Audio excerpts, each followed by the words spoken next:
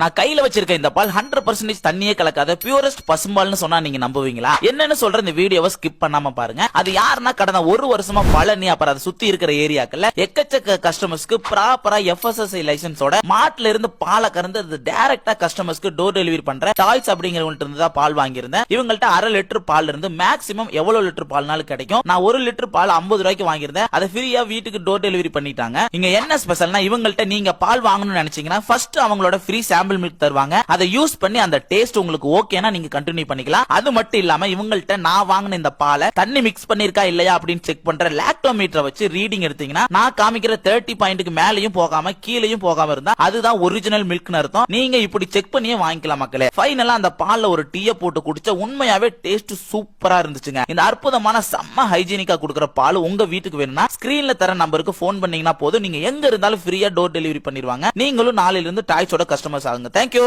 பாய்.